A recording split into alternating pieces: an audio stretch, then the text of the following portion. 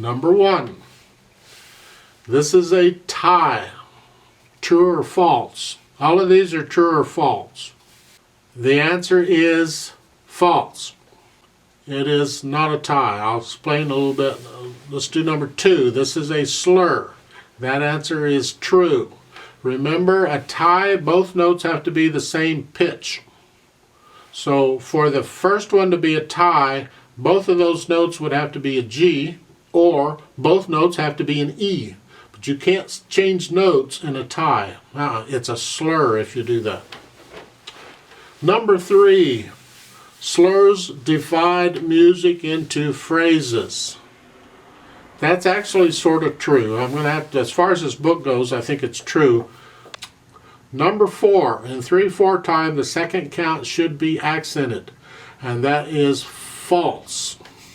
The first count has a natural accent. The first count of any measure gets a natural accent, not the second. Now, the person writing the music might put an accent sign over the second beat, but that's not a natural accent. That's written in. But a natural accent is just the first beat. Number 5, the letters MM stand for Mazel's metronome, and the answer is actually true. I usually just say metronome. There's 2 M's in a metronome, so it's close enough for me.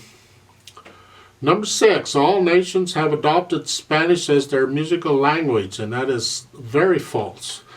Mostly it's Italian. Most of these words in here are Italian. You'll see a few French words, and some composers who spoke English used English words, but most across the world use Italian. Number 7, legato means to play in a smooth, connected manner. That is true.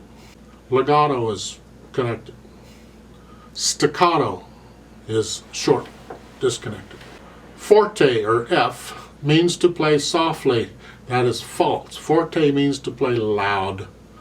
Piano, P, means soft. Jocoso means to play slowly and sadly. Actually, jocoso means to play happily. It's a happy thing. It's an Italian thing. And to be right truthful, I don't even remember running across this word until this book. So it's not a very common term that's used in music as far as I can tell, at least in piano music. Number 10, F sharp and G flat are the same key on the piano. And that is true. Remember, each key on a piano has multiple names. So an F sharp and a G flat is the same key. Now, technically speaking, it's not the same pitch, but as far as the piano goes, it's the same key.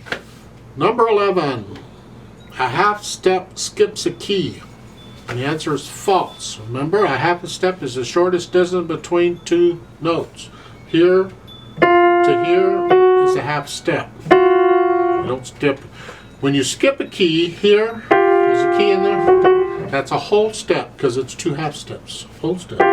So a whole step skips a key. Number 12, this is a sharp sign, and that answer is false. It's close, but it's not a sharp sign. That is a natural sign. 13, this is a flat sign. That is true. That is what the flat sign is for, or looks like. Number 14, the key of G has 1 sharp in the signature. That is true. We've had several pieces in this book in the key of G. It has an F sharp in the signature, so all Fs are sharped. We haven't had any F sharps in those pieces, but the key is there. Number 15, we can transpose by watching finger numbers. Unfortunately, that is true, and I hate that, but you can do that. 16, we should never review old pieces. Oh, that is so false. You should definitely review old pieces. Remember, I recommend go back through the book again and again and again and again. You'll get them better and better. You'll pick stuff up. You'll improve so much better if you just keep going over these pieces again. Don't be in a hurry to get through the book. Big mistake. 17, Beethoven was deaf in later life. That is true. He lost his hearing completely. And as devastating as it was for him, he still composed because he had perfect pitch. He could hear it all in his head, and he just wrote down what he heard in his head. Number 18, this sign means to grow softer. That's a sideways arrow, and that is true because the lines start away from each other and they gradually get to a point, and that means as the lines come closer, you get softer. So yes, that's softer. Number 19, sharps, flats, and natural in a piece, exclude the key signature, are called accidentals, and that is true. Not because they're accidents, but simply because they're temporarily altering the pitch. So they call them an accidental. Number 20, congratulations if you made it this far. RIT period, retardando, means to grow louder. That is false. A retardando means to slow down gradually, like a train coming, only you don't stop, you just slow down. Doesn't tell you how much to slow down. You have to figure out what do you think it should be, but it means to slow down, the counting.